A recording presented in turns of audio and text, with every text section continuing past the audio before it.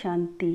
আজকের বাংলা মুরলি 1/7/2024 প্রাতঃ মুরলি। ওম শান্তি। বাপ দাদা মধুবন। বাবা বলেন, মিষ্টি বাচ্চারা, শান্তিধাম হলো পবিত্র আত্মাদের ঘর। সেই ঘরে যেতে চাও তো সম্পূর্ণ পবিত্র হও। আজকের প্রশ্ন: বাবা সব বাচ্চাদেরকে কি গ্যারান্টি দেন? উত্তর: মিষ্টি বাচ্চারা, আমি গ্যারান্টি দিচ্ছি যে তোমরা আমাকে স্মরণ করলে সাজা ভোগ না করেই তোমরা আমার ঘরে যাবে। তোমরা এক অর্থাৎ এক পরম পিতার সঙ্গেই হৃদয়ের যোগসূত্র স্থাপন করো। এই পুরানো দুনিয়াকে দেখেও দেখো না, এই দুনিয়ার থেকেই পবিত্র হয়ে দেখাও। এই দুনিয়ায় থেকেই পবিত্র হয়ে দেখাও। তাহলে বাবা তোমাদের বিশ্বের রাজত্ব অর্থাৎ বাদশাহী অবশ্যই দেবেন। ওম শান্তি। আত্মাদের পিতা তার আত্মারূপী বাচ্চাদেরকে জিজ্ঞাসা করছেন, এ তো বাচ্চারা জানে যে বাবা এসেছেন আমাদের অর্থাৎ বাচ্চাদের নিজের ঘরে নিয়ে যাওয়ার জন্য। এখন ঘরে যাওয়ার মন অর্থাৎ ইচ্ছা হয় কি? ওটা হলো সব আত্মাদেরই ঘর। এখানে সব জীবাত্মাদের ঘর এক নয়। এটা তো বোঝো যে বাবা এসেছেন, বাবাকে নিমন্ত্রণ করে ডেকে এনেছো। আমাদের ঘরে অর্থাৎ শান্তিধামে নিয়ে চলো। এখন বাবা বলছেন, নিজের হৃদয়কে অর্থাৎ মনকে প্রশ্ন করো, হে আত্মারা, অপবিত্র হয়ে তোমরা কিভাবে যাবে? পবিত্র তো অবশ্যই হতে হবে। এখন ঘরে যেতে হবে, আর তো কোনো কথা তিনি বলেন না। ভক্তিমার্গে তোমরা এত সময় পর্যন্ত পুরুষার্থ করেছ কিসের জন্য?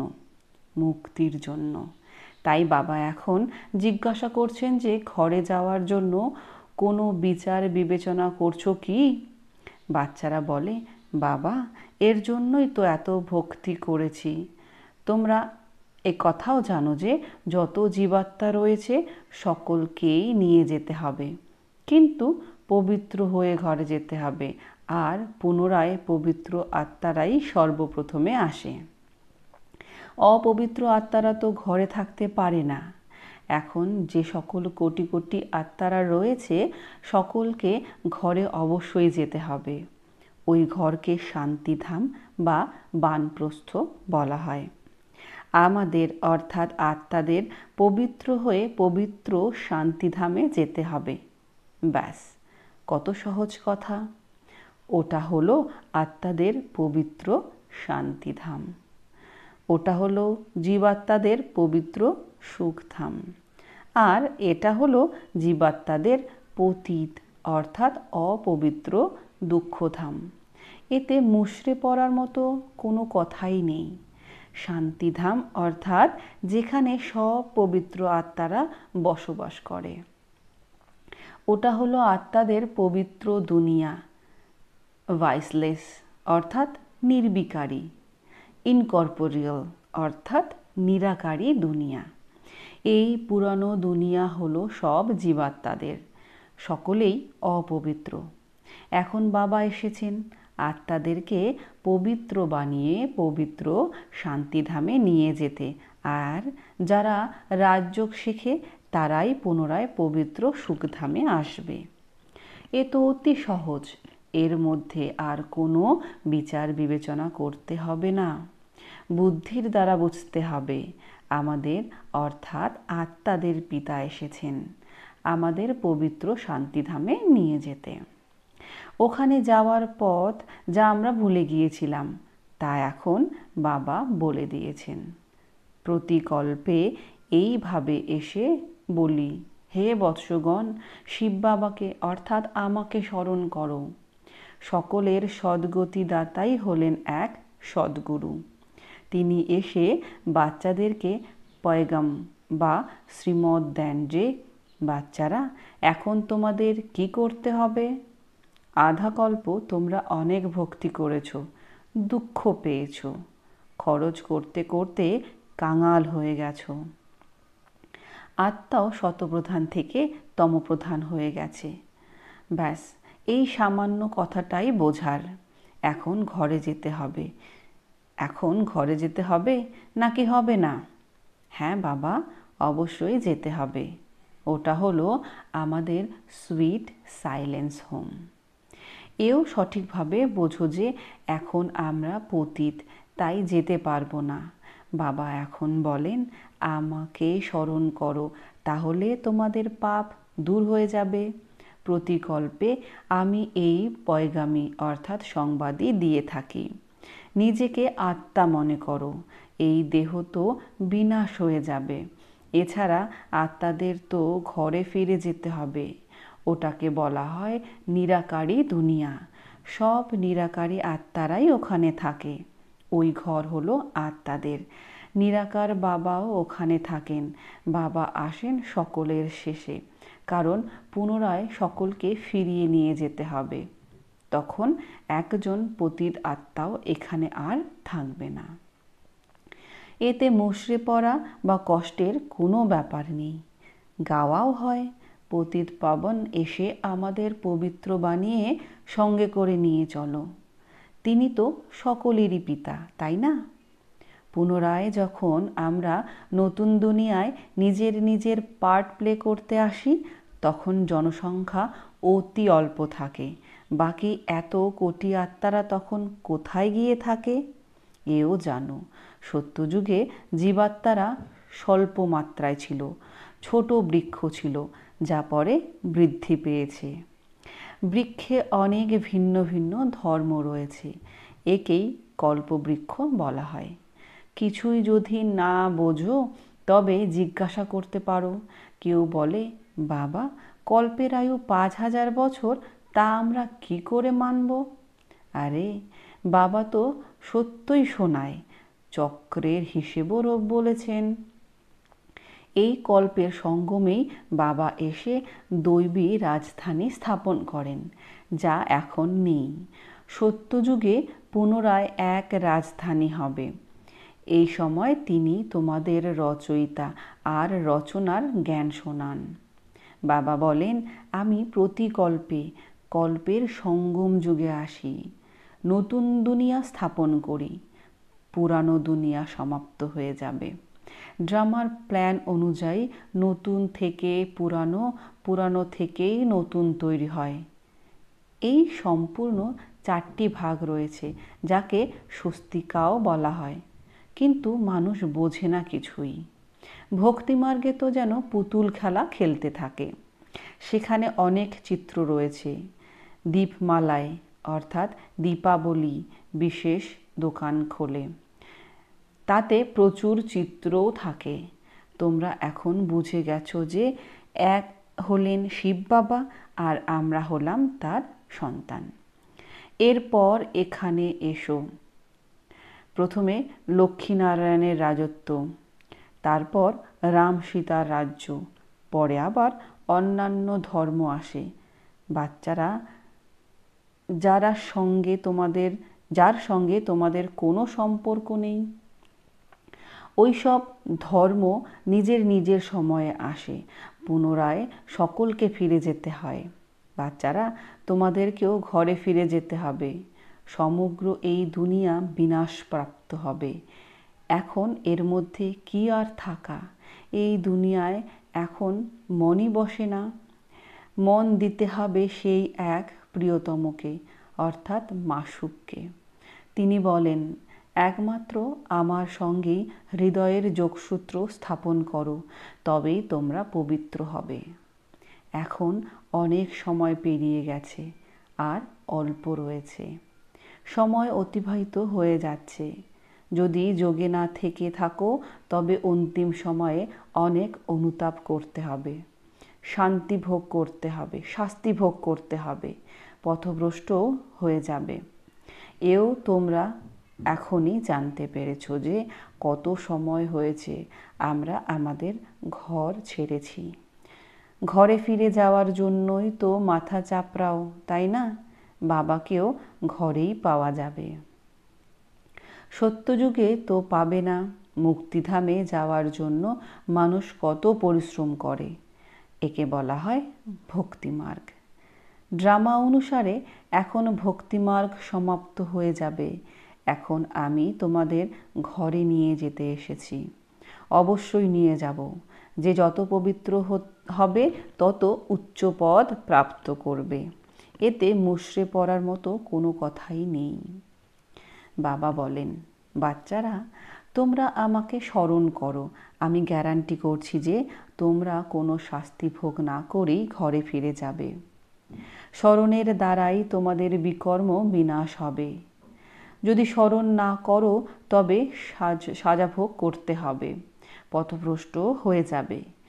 প্রতি ৫,০০০ বছর পরে আমি এখানে এসে বোঝাই।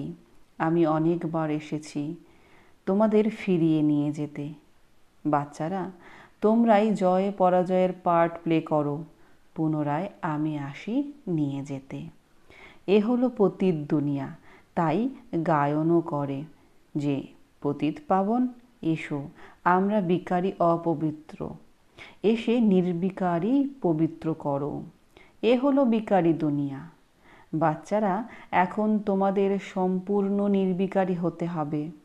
যারা পরে আসে তারা সাজা ভোগ করে যায়, তাই আবার আসেও এমন দুনিয়ায় যেখানে 2 কলা কম হয়ে যায়।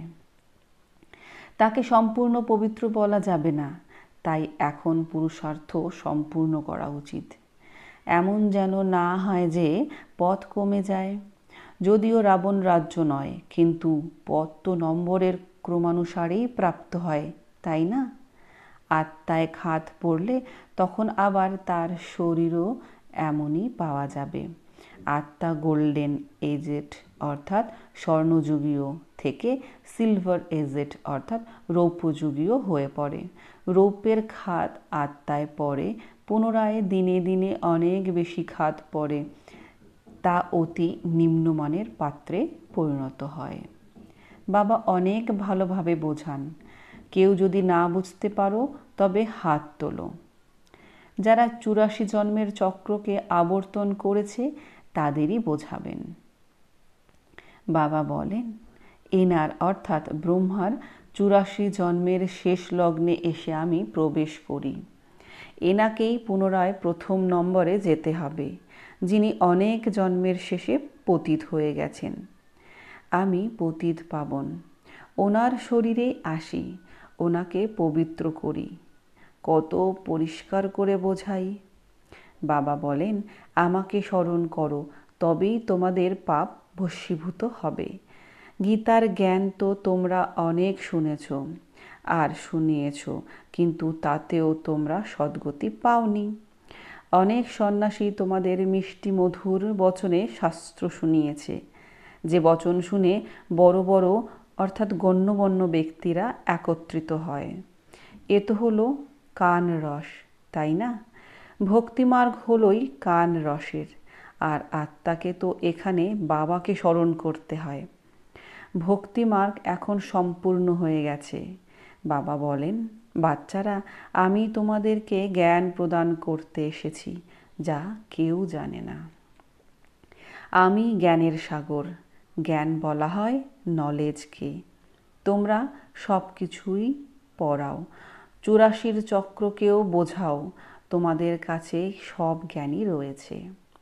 সাকার লোক অর্থাৎ স্থূলবতন থেকে সূক্ষ্মলোক ক্রস করে অর্থাৎ সূক্ষ্মলোক পেরিয়ে তারপর নিরাকারী লোকে অর্থাৎ মূল বতনে যাও। সর্বপ্রথমে লক্ষ্মীনারায়ণের রাজত্ব। ওখানে বাচ্চার জন্ম বিকারের দ্বারা হয় না, কারণ ওখানে রাবণ রাজ্যই নেই। যোগবলের দ্বারাই সব কিছু হয়। তোমাদের সাক্ষাৎকার হয়। ছোট বাচ্চা হয়ে এখন গর্ভমহলে যেতে হবে। খুশি খুশি যায়। এখানে তো মানুষ কত কান্না চিৎকার চেঁচামেচি করে। এখানে তো গর্ভ জেলে যায়, তাই না? ওখানে অর্থাৎ স্বর্গে কান্নাকাটির কোনো ব্যাপারই নেই। শরীর তো অবশ্যই বদলাতে হবে, যেমন সর্পের উদাহরণ। এতে মুষড়ে পড়ার কোনো কিছু নেই। অধিক জিজ্ঞাসা করবার মতো কিছু থাকে না। সম্পূর্ণ পবিত্র হওয়ার পুরুষার্থে লেগে পড়া উচিত। বাবাকে স্মরণ করা খুব কঠিন কি? বাবার সম্মুখে বসে রয়েছ, তাই না? আমি তোমাদের বাবা, তোমাদের সুখের উত্তরাধিকার দিই। এই এক অন্তিম জন্ম তোমরা স্মরণ করতে পারো না? এখানে ভালো মতো বোঝেও, কিন্তু ঘরে গিয়ে যখন আবার স্ত্রী ইত্যাদির চেহারা দেখে তখন মায়া গ্রাস করে নেয়। বাবা বলেন, কারোর প্রতি আসক্তি রেখো না, এসব কিছু সমাপ্ত হয়ে যাবেই। স্মরণ তো এক বাবাকেই করতে হবে। চলতে ফিরতে বাবাকে আর নিজেদের রাজধানীকে স্মরণ করো।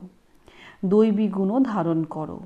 সত্যযুগে এইসব খারাপ জিনিস, মাংস ইত্যাদি থাকেই না। বাবা বলেন, বিকারকে পরিত্যাগ করো। আমি তোমাদের বিশ্বের রাজত্ব দিই। তোমাদের কত আমদানি হয়, তবে কেন পবিত্র থাকবে না? শুধু এক জন্ম পবিত্র থেকেই কত বড় আমদানি হয়ে যায়। যদি একত্রে থাকো, তথাপি মাঝখানে যেন জ্ঞানের তলোয়ার থাকে। পবিত্র থেকে দেখালে তবেই সর্বাপেক্ষা উচ্চ পদ পাবে, কারণ তোমরাও তখন বাল ব্রহ্মচারীর মতো হয়ে যাবে, তাই না? আবার নলেজও চাই। অন্যদেরও নিজ সম তৈরি করতে হবে। সন্ন্যাসীদের দেখাতে হবে যে কিভাবে আমরা একত্রে বসবাস করেও পবিত্র থাকি। তবেই বুঝবে যে এদের মধ্যে অনেক বড় শক্তি রয়েছে। বাবা বলেন, এই এক জন্ম পবিত্র থাকলে তোমরা 21 জন্মের জন্য বিশ্বের মালিক হয়ে যাবে। কত বড় পুরস্কার প্রাপ্ত করো, তাই কেন পবিত্র থেকে দেখাবে না? এখন সময় অতি অল্প, আওয়াজও উঠবে, আবার সংবাদপত্রেও পড়বে। রিহার্সাল তো দেখেছ, তাই না? জাপানে এক আণবিক বোমায় কি অবস্থা হয়ে গেছে, এখনও হাসপাতালে পড়ে রয়েছে। এখন তো এমন বোমা ইত্যাদি তৈরি করে যাতে কোনো কষ্ট নেই, তৎক্ষণাৎ শেষ। আর এই রিহার্সাল হয়ে আবার ফাইনালও হবে। দেখা হবে যে তৎক্ষণাৎ মৃত্যু হয় কি না। তখন আবার আরও যুক্তি রচনা করবে, বুদ্ধির প্রয়োগ করবে। হসপিটাল ইত্যাদিও থাকবে না। কে বসে সেবা করবে? কোনো ব্রাহ্মণাদি খাওয়ানোর জন্য থাকবে না। বোমা নিক্ষিপ্ত হবে আর সব শেষ। ভূমিকম্পে সব চাপা পড়ে যাবে, দেরি লাগবে না। এখানে অর্থাৎ কলিযুগে মানুষজন অনেক, সত্যযুগে অনেক কম হয়। তাহলে এত সব মানুষ কিভাবে বিনাশপ্রাপ্ত হবে? ভবিষ্যতে দেখতে পাবে।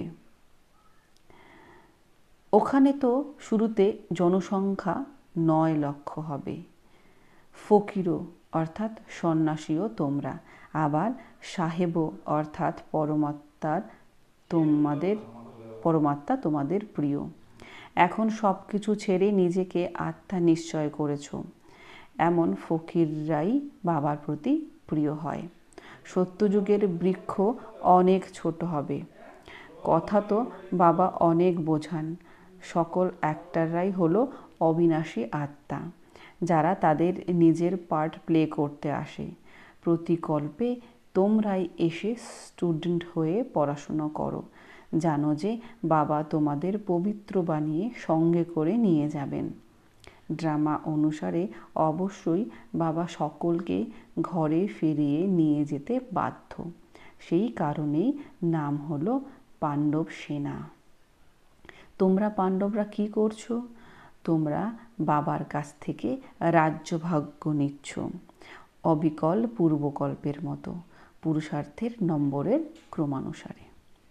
আচ্ছা, মিষ্টি মিষ্টি হারানিধি বাচ্চাদের প্রতি মাতা পিতা বাপদাদার স্মরণের স্নেহ সুমন আর সুপ্রভাত।